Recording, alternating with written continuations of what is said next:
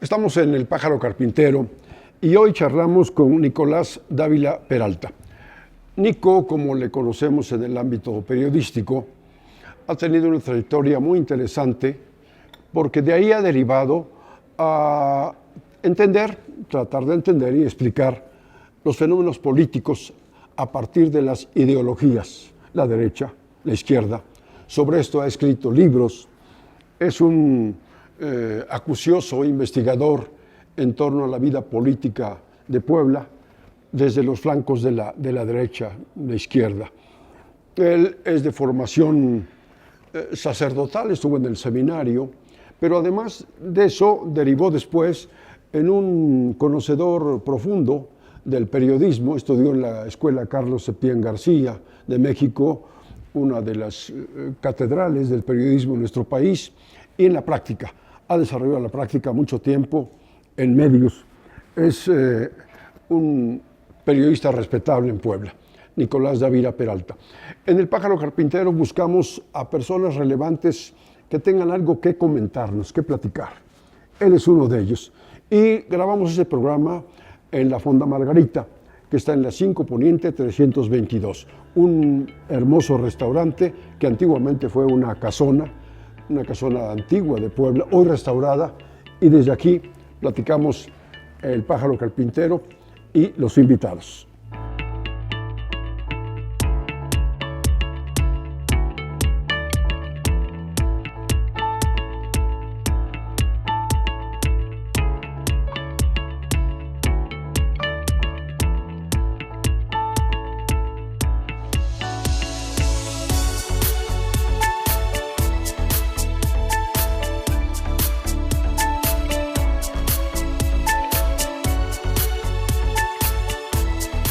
Nico, me da gusto platicar contigo. Para empezar el tema, sería bueno que nos ilustraras desde tu punto de vista, hacer algo de pedagogía. ¿Qué es la derecha y qué es la izquierda desde el punto de vista ideológico-político? Sí. Pues para esto yo creo que había que remontarnos a la Revolución Francesa, ¿verdad? Cuando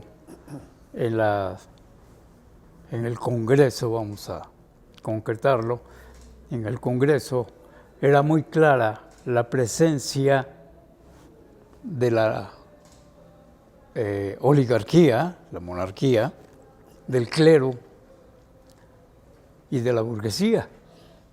Y entonces era una cuestión, casual, ¿no? Que el clero y la aristocracia se ubicaban en el ala derecha del Congreso. Parlamento. Y la burguesía se ubicaba en la izquierda, ¿no? De ahí viene ese concepto, ¿no? De que la derecha siempre ha sido el sector conservador, la izquierda el sector avanzado. En Puebla, ¿qué te da por estudiar estas corrientes políticas? Por formación, ¿sí? Yo soy católico y me tocó vivir en la juventud precisamente esta experiencia de un catolicismo conservador, de movimientos católicos juveniles orientados siempre hacia el conservadurismo por varias causas, ¿no? La principal era, la Iglesia siempre se ubicaba institucionalmente de ese lado en contrapartida del comunismo, ¿no? Había que recordar la encíclica de Pío XI, ¿no? Contra el comunismo, donde él plantea precisamente que el comunismo es perverso, ¿no? Y, obvio, es una mentalidad anterior al Concilio Vaticano II, Y en Puebla teníamos al arzobispo don Octaviano Márquez, que era propiamente el eje, junto con Garibi Rivera de Guadalajara, eran los ejes de la iglesia en México. Entonces todo era una formación hacia la derecha, ¿no? ¿Sí? Ya con el tiempo, ¿sí?, voy percibiendo mejor, ya sobre todo en el trabajo periodístico, voy percibiendo mejor esta corriente y todas las consecuencias y además los intereses que están detrás de esta corriente de derecha, ¿no? Junto con eso, bueno, todo el material que yo había ido reuniendo a lo largo de varios años me da para escribir precisamente el primer libro, ¿Qué se llama? Las Santas Batallas, el anticomunismo en Puebla. ¿Cuántos libros has escrito? Sobre este tema son 3. Sí, es ese de las Santas Batallas, es uno sobre la tercera conferencia del Episcopado de Puebla, se llama la Tercera CELAM, precisamente, y este último, Sed de Poder. Oye, Nico, ¿por qué precisamente se da en Puebla con más virulencia, con más pasión, con más fanatismo, esta pugna entre la corriente, como le llamas, conservadora, la corriente de la derecha, frente a la izquierda? Hay que ubicar el contexto de Puebla, yo lo presento precisamente aquí en este libro, en Sed de Poder, como a raíz de todos los conflictos que ha tenido la historia de México en el siglo, sobre todo en el siglo XX, van surgiendo organizaciones que por las circunstancias históricas son secretas, o llamaríamos secretas, ellos las consideran, no se consideran secretas, sino reservadas. ¿Por qué? Porque la cabeza de la iglesia en México, es decir, el episcopado, conocía esas organizaciones, pero nadie más. Entonces, desde 1915, don Luis María Martínez, el arzobispo que fue después arzobispo de México, creó la primera organización en este sentido como reacción precisamente al constitucionalismo, que era anticlerical, ¿no? De ahí vienen todas estas organizaciones, que después se crea también los tecos y los jesuitas son los que controlan estas organizaciones. Los jesuitas tienen el Instituto Oriente y el director del Instituto Oriente vincula a un grupo de estudiantes encabezados por Ramón Plata, lo vincula con los tecos de Guadalajara. Y de esa manera se crea en Puebla la Organización Nacional del Yunque, el famoso Yunque, ¿no? ¿A la fecha el Yunque sigue existiendo? Sí. ¿Con una organización o va en decadencia o está vivo? ¿Qué tan vigente está? Yo creo que está vivo. Y no solamente en Puebla, y tampoco no solamente en México, ¿no? Sino que a partir de 1962 crea vínculos con la España franquista y con organizaciones franquistas. Actualmente, el partido de extrema derecha español, Vox, es creación del Yunque, ¿no? De ahí precisamente la vinculación tan grande que tiene con el sector más conservador del PAN, ¿no? ¿Por qué?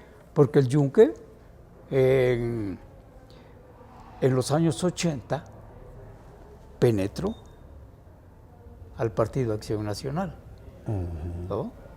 Oye, Nico, el Yunque ha tenido una participación, digamos, dentro de los partidos o dentro de otras organizaciones clericales o paraclericales, una organización pasiva, o ha llegado a rebasar la línea pasiva y ha tenido alguna presencia activa, violenta.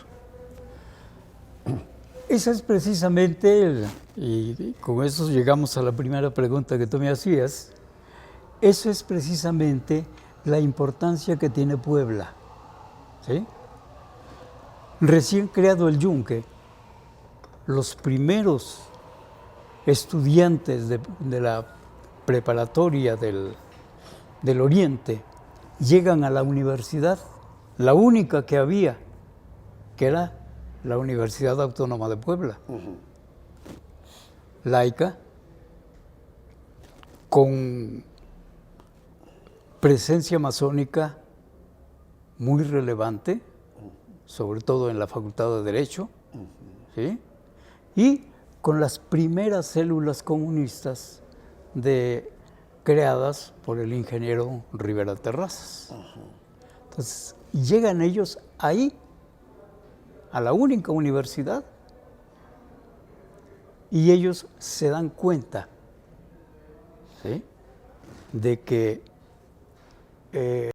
es una universidad que no comulga con las ideas de la derecha en ese tiempo anticomunista, ¿no? Y viene entonces la reacción. Y en 1955 crean el Frente Universitario Anticomunista, precisamente para, dicen ellos, para enfrentar al ateísmo, ¿sí?, de la universidad. Y eso trae por resultado, bueno, el primer resultado es que ellos logran, al declararse la Universidad Autónoma, logran ellos controlarla a través del famoso Consejo de Honor, ¿no? Pero viene después la reacción liberal de 1961, que es cuando Puebla vive uno de los conflictos políticos más grandes, ¿no? En donde la Iglesia, dirigida por don Octaviano Márquez, tiene un papel relevante, ¿no?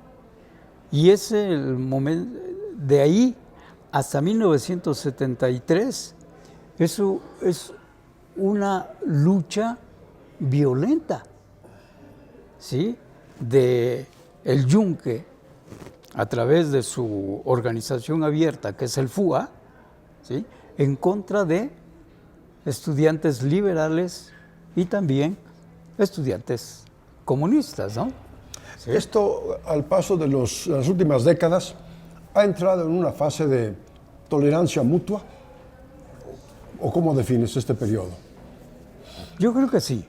Ya después del 73, que es cuando el FUA, el Yunque, salen de la universidad, crean la UPAEP, ¿no? Entonces como que viene un tiempo de calma, ¿sí?, solamente alterado por la conferencia episcopal latinoamericana que se celebra en Puebla en el 79, ¿no? ¿Por qué? Porque 78-79 vuelve otra vez esa reacción de la derecha, pero ahora ya no en contra de los comunistas de la universidad, sino ahora en contra del clero comunista.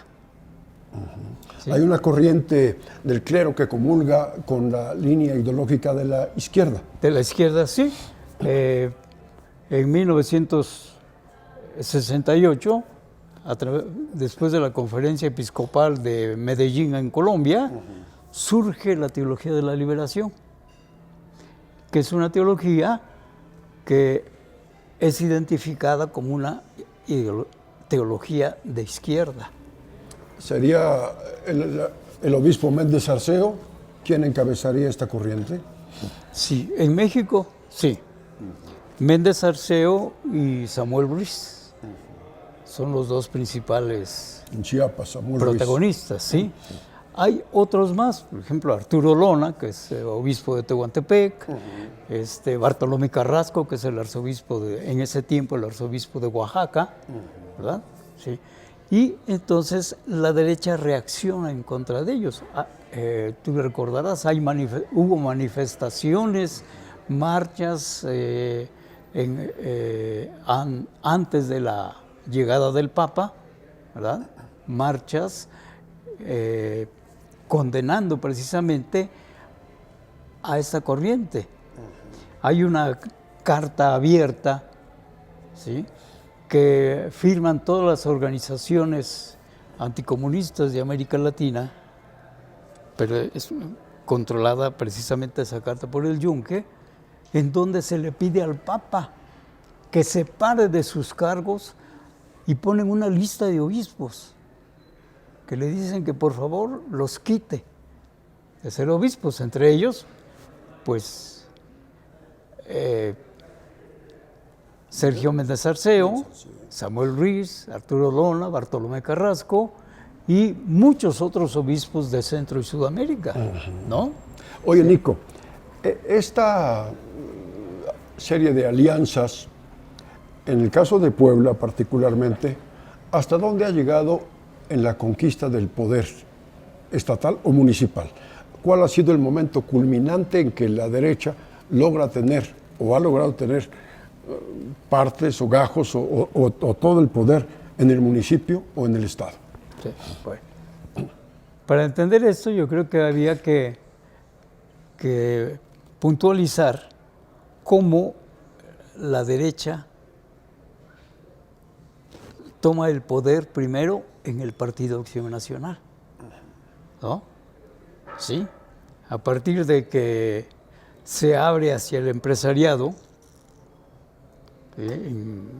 después de la estatización de la banca, ¿verdad?, donde ya el sector empresarial deja de ver de manera positiva al PRI y empieza a buscar alianza con el PAN, ¿sí? Y de tal manera que tenemos en los años 90 ya un PAN liderado por gente de la derecha, ¿verdad? Y haciendo un paréntesis, yo creo que esa ha sido la ruina del PAN, porque hoy tenemos un Partido Acción Nacional que es un desastre, pero es fruto precisamente de eso, ¿no? ¿Por qué? Porque la derecha toma al PAN, le quita los ideales de Gómez Morín y lo convierte en un partido en busca del poder, sea como sea. Entonces, en Puebla tenemos que nuestro primer gobernador panista en realidad era un gobernador priista. ¿Quién? No, ¿sí? ¿Quién? Pues el sobrino del anterior gobernador, Rafael Moreno Valle, ¿verdad? Rafael Moreno Valle Rosas, ¿no? Que, a fin de cuentas, es gobernador bajo el logotipo del PAN, pero él tiene su propia corriente dentro del PAN, ¿no? Una corriente que no es la corriente del Yunque. Y ahí viene, bueno, la división que vemos hoy en el partido, ahora que va a tener sus elecciones, en donde hay un sector conservador y otro sector, llamémoslo liberal, ¿sí?, que es fruto de este. Ahora, nada más una precisión, dijiste sobrino, más bien el nieto del general Rafael Moreno Valle. Sí, te referías nieto, a perdón, Rafael sí. Moreno Valle Rosas. Sí. Oye, bueno, es nieto. Y, Sí. y en el plano del municipio de Puebla, ¿en dónde ubicas en ese mapa ideológico, por ejemplo, a Luis Paredes o a Hinojosa? Bueno, yo creo que Luis Paredes ha sido el prototipo de un gobierno yunquista, ¿verdad? Pues de hecho, Luis Paredes, aunque se deslindó después del yunque, ¿sí? Traía toda la ideología de la extrema derecha, ¿verdad? Yo creo que es el único que podemos decir que ha gobernado bajo la bandera del yunque. ¿Hinojosa? ¿Cómo quedaría? Hinojosa, bueno, ya de ahí viene ya ese pensamiento mismo de derecha, pero ya no tan radical, ¿sí? Hinojosa, el alcalde que acaba de terminar su periodo en Gali. Sí, ¿sí? Pero nada más, ¿sí? Yo creo que la derecha extrema no ha logrado controlar Puebla, ni lo logrará ya, creo, a estas alturas, ¿verdad? ¿Por qué? Porque la derecha en Puebla floreció y tuvo poder, no en el gobierno, pero sí un poder económico y social e ideológico fuerte durante el episcopado de don Octaviano Márquez. Deja el poder don Octaviano, muere, viene un nuevo arzobispo, Ernesto Corripio, y Ernesto Corripio lo que busca es conciliar. Y entonces la derecha como que empieza a perder ese apoyo fuerte que tenía de la Iglesia. Nicolás, te pregunto, has escrito varios libros estudiando las corrientes doctrinarias, la búsqueda del poder a partir de las corrientes políticas. ¿Por qué la gente de Puebla, del país y especialmente los jóvenes deberían leer este tipo de materiales, esos libros? ¿Cómo animas a leer? ¿Qué se van a encontrar con tus libros los lectores? Bien. Se ha hablado mucho de la derecha, ¿verdad? Incluso López Obrador siempre habló del conservadurismo, ¿no? ¿Sí? Lo que yo busco es que la gente entienda qué cosa es la derecha, qué papel desempeña o ha desempeñado en México. Esa es la idea. Si no simplemente decir, va contra Morena, es de derecha, ¿no? Sí, yo creo que muchos van contra Morena y no son de derecha. Al contrario, son de izquierda, ¿no? Y sobre todo que es el libro más reciente, plantea precisamente un recorrido desde el siglo XIX, ¿sí? Con Lucas Alamán, que es propiamente el creador del Partido Conservador Mexicano, y un recorrido desde ese siglo, pero sobre todo del siglo XX. ¿Qué papel ha desempeñado la derecha y sus vínculos con la Iglesia, sobre todo en la primera mitad del siglo XX, ¿no? ¿Sí? Entonces, se habla precisamente en este texto, se habla del papel social de la Iglesia a principios del siglo XX, ¿sí? Y aquí puntualizo sobre todo el artículo 123 de la Constitución, refleja muchos postulados de la cuestión social de la Iglesia, ¿sí? Que tuvo en Puebla como protagonista al primer arzobispo, ¿no? Ramón Ibarra. Pero luego viene la creación de organizaciones que van a reaccionar en contra de la revolución. La Unión de Católicos Mexicanos, ¿sí? La Liga Defensora de la Libertad Religiosa, luego otras organizaciones como es la Legión, ¿sí? De donde surgen los tecos, ¿verdad? Luego viene el sinarquismo, pero también es fruto de estas organizaciones de derecha, el Yunque, y de esa manera se puede entender ya todo el papel histórico que la derecha ha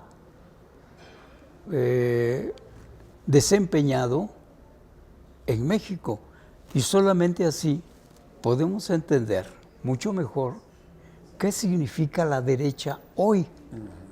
¿Sí? En relación con la izquierda. En relación con la izquierda. ¿Por qué?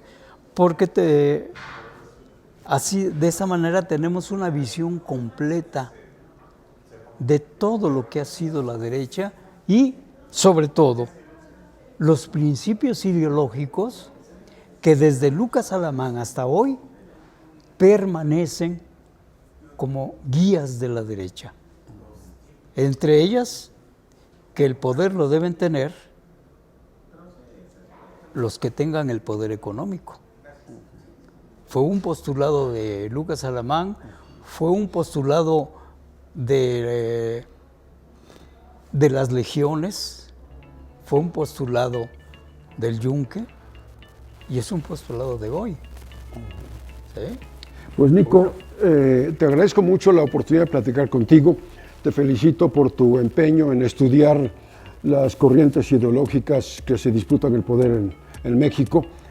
Creo que este tipo de contribuciones en la publicación de libros ha sido valioso para el país y que un periodista como tú, con una gran dedicación a la investigación, ha dado frutos con estos trabajos.